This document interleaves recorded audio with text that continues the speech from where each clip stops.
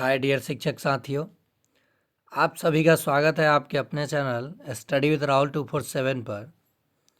आइए आज के क्लास में हम लोग देखेंगे सक्षमता परीक्षा 3 के लिए जीके के कुछ महत्वपूर्ण प्रश्न जो सामान्य अध्ययन के अंतर्गत आएगा और ये कक्षा 1 to 5 के साथ साथ 6 to 8 के लिए भी महत्वपूर्ण होगा और इसे आप मास्टर क्लास बोल सकते हैं अकॉर्डिंग टू सामान्य अध्ययन के रूप में, जिसमें हम लोग चर्चा करने वाले हैं इंग्लैंड में गौरवपूर्ण क्रांति के बारे में, अमेरिकी स्वतंत्रता संग्राम के बारे में 1774 और ये 1688 1668, फ्रांसीसी क्रांति 1789 के बारे में और रूसी क्रांति 1917 के बारे में।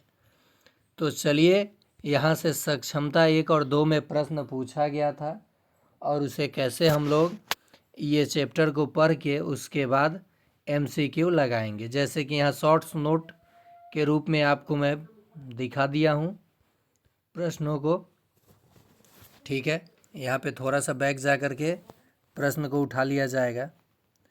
अब जैसे यहाँ पे आपको प्रश्न देखने को मिल जाएगा, ये सब देखने के बाद उसके बाद MCQ के रूप में आपको कुछ प्रश्न और ये पीछे सक्षमता 1 और 2 में पूछे गए कुछ प्रश्नों का उत्तर हम लोग करेंगे। तो चलिए बिना देरी किए हम लोग स्टार्ट करेंगे। आप चैनल पे बने रहिए, पूरा वीडियो देखिए, पसंद आए तो ही लाइक शेयर और सब्सक्राइब कीजिए।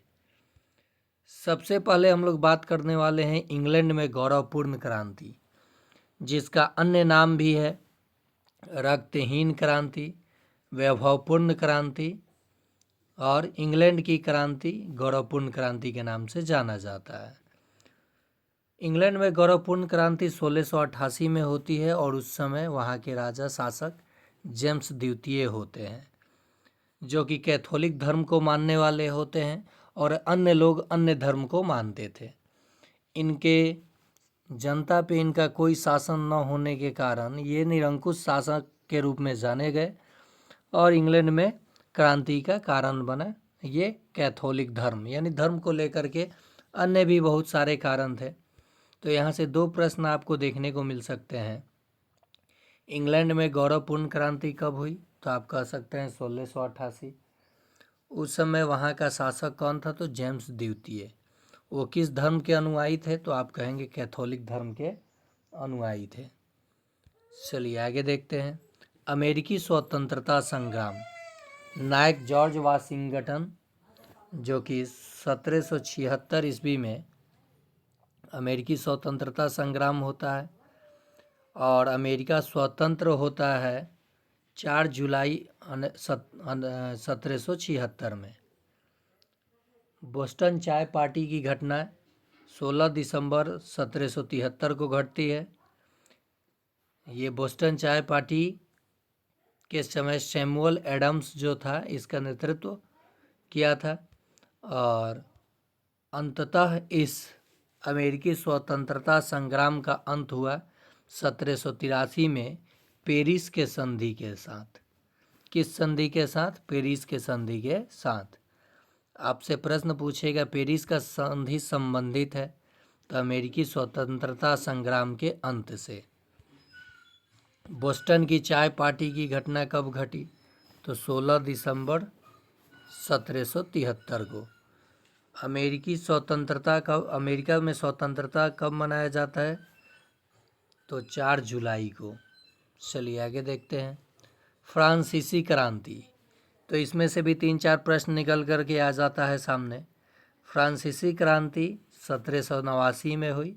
उस समय वहाँ का शासक लुई 16वां था और मैं ही राज्य हूँ मेरे ही शब्द कानून है, लुई 14वां ने कहा था। वर्साई के शीश महल का निर्माण लुई 14वां ने ही करवाया था। सोशल कॉन्ट्रैक्ट पुस्तक के लेखक रूसो थे। कानून की आत्मा मॉन्टेस्क्यू के द्वारा लिखा गया। लेटर्स ऑन इंग्लिश वॉल्टेयर के द्वारा लिखा गया। अगला है रूसी क्रांति, तो ये घटना 1917 में घटती है। शासक जार निकोलस द्वितीय रूसी क्रांति के शासक कौन है के समय जार निकोलस द्वितीय थे। और रूस में सबसे पहले क्रांति 1905 में हुई थी और उसी समय जार निकोलस द्वितीय ने 22 जनवरी 1905 को कुछ मजदूर वर्गों पे गोलियां अंधाधुंध चलवा दी थी, जिसे खूनी रविवार के नाम से जाना जाता है। नेक्स्ट है, रूसी क्रांति का जो प्रमुख नेता था वो कौन था, तो लेनिन था। और लाल सेना का गठन भी किसने किया था, तो वो लेनिन ने किया था। ये मोटा मोटी कुछ नोट्स था, शॉर्ट्स नोट्स, जो सक्षमता के लिए काफ़ी उपयोगी होगा। और सक्षमता परीक्षा में 2 से 4 प्रश्न आपको वर्ल्ड हिस्ट्री से देखने को मिल जाएगा। चलिए, और इसी से मिलेगा, इससे बाहर कुछ भी नहीं। रूसी क्रांति कब हुई थी? प्रश्न नंबर 1 आप कमेंट में जवाब दीजिएगा कि रूस में क्रांति कब हुई थी। नेक्स्ट है, फ्रांसीसी क्रांति कब हुई थी? 2 नंबर प्रश्न आप लोगों के लिए। नेक्स्ट है, अमेरिकी स्वतंत्रता संग्राम कब हुई थी? तो देखिए, इसमें ऑप्शन में उत्तर नहीं है। हाँ, चलिए, शुरुआत कब हुई थी है, या आप देख लीजिएगा, कमेंट बॉक्स में जवाब दीजिएगा। इसे स्टार मार्क कर लीजिए, आप देख करके नेट से आप कमेंट में जवाब दीजिएगा। नेक्स्ट है, इंग्लैंड में गौरवपूर्ण क्रांति कब हुई थी? 4 नंबर प्रश्न, कमेंट में जवाब आप दीजिएगा। ऑप्शन है 1688, 1774, 1789, 1917। नेक्स्ट है, जो पूछा गया प्रश्न है सक्षमता 1 और 2 में, वहाँ से प्रश्न मैं उठाया हूँ। 18 ब्रूमायर के तख्ता पलट ने फ्रांस में किस नेता को सत्ता में लाया? तो 18 ब्रूमायर के तख्ता पलट ने फ्रांस में नेपोलियन बोनापार्ट के सत्ता को लाया। किसके सत्ता को लाया? नेपोलियन बोनापार्ट के। 1789 में रूसी क्रांति के समय वहाँ का शासक राजा लुई 16वां था। मनुष्य और नागरिकों के अधिकार की घोषणा किससे प्रेरित थी? तो ये अमेरिकी क्रांति से प्रेरित थी। मनुष्य और नागरिकों के अधिकारों की घोषणा अमेरिकी क्रांति से अभिप्रेरित थी। अगला प्रश्न है, एडोल्फ हिटलर का भाग्य क्या था? तो उनकी मृत्यु प्राकृतिक कारणों से हुई नहीं, उनकी हत्या कर दी गई नहीं, उन्हें पकड़ लिया गया नहीं, उसने अपने बंकर में आत्महत्या कर ली, यही उसका भाग्य था। नेक्स्ट है, क्रांति से पहले फ्रांस में वित्तीय संकट का मुख्य कारण क्या था?